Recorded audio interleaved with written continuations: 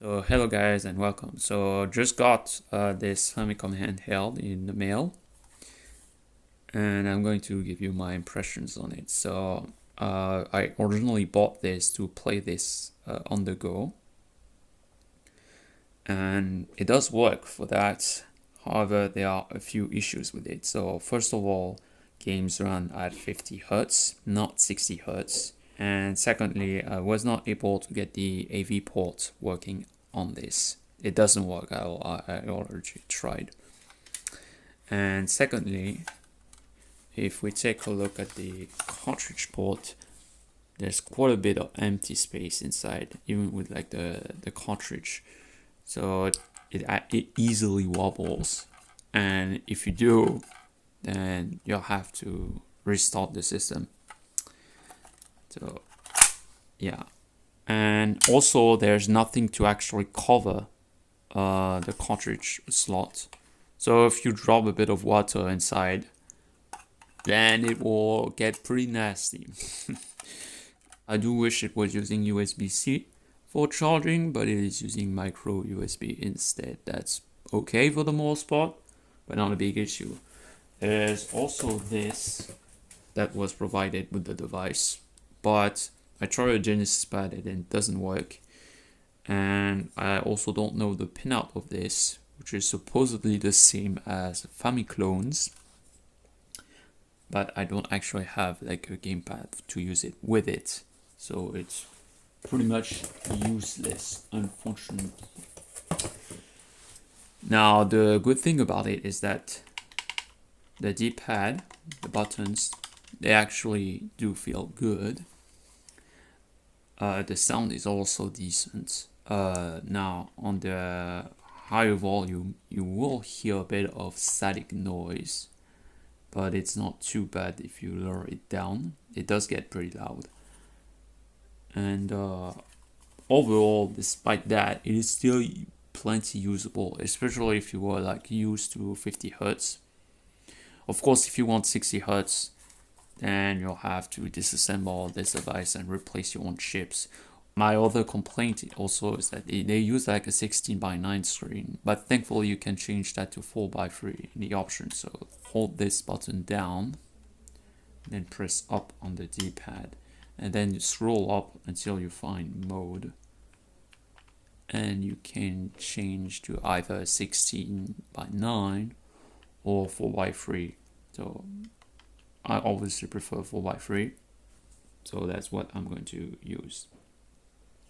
And I thought maybe for like the AV output, you will need to press like a service button or hold them, but there's no documentation. Like in the box, there was nothing. Okay, now I want to show you how it sounds like at 50 hertz.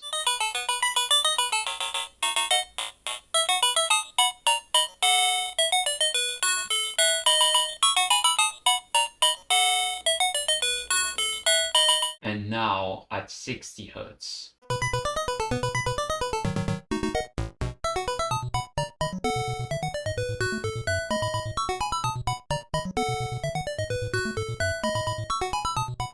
Unfortunately, this is what kills it for many people, because unless you lived in Europe or China, this will sound off and the games will run much faster.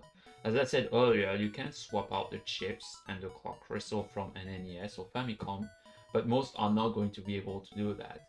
I also need to remind you that if you do own PAL NES cartridges, the ROM chips in them are identical to US ones for most games. So that's the case for Kid Icarus, for example. So I also tried the other games, so Devil's World and Balloon Fight, and all of them are working fine. So let me show you Balloon Fight.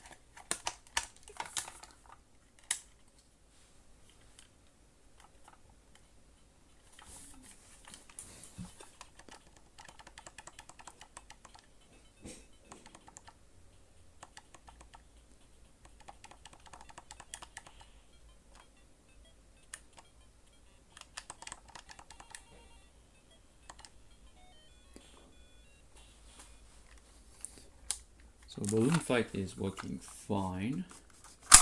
I did have to clean out my cartridges because they were quite dirty.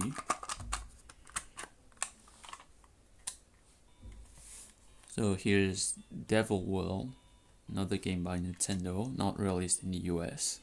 This is really a strange game, and it plays like what it would play on like a European NES.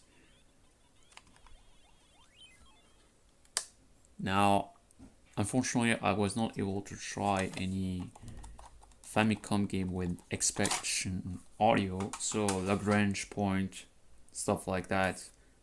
I have no idea if the audio would work on this. Okay, so we already took a look at this one. So what are your other options? So there's this one.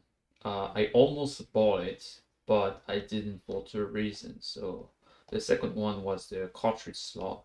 So as you can see, it's not dug inside like the shell.